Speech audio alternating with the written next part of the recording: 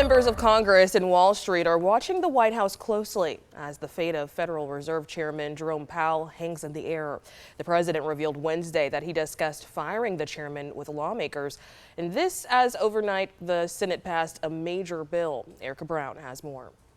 On Capitol Hill, the Senate passed President Trump's rescissions bill, clawing back about $9 billion of previously approved funding for foreign aid and public broadcasters PBS and NPR.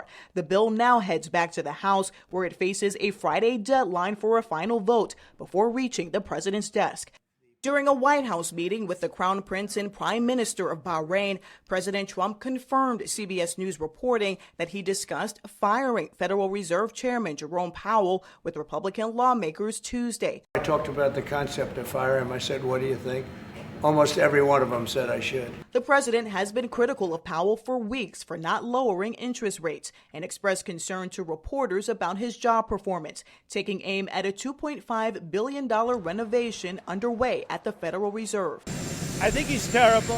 I think he's a total stiff. But the one thing I would have never guessed is that he would be spending $2.5 billion to build a little extension onto the Fed. Still, the president says he is not planning to fire Powell, and a federal law says the Fed chair can only be removed for cause. On Capitol Hill, lawmakers expressed concerns about the precedent firing a Fed chairman would set and about the economic impact the move could have on financial markets. The consequence of firing a Fed chair just because political people don't agree with that economic decision will be to undermine the credibility of the United States.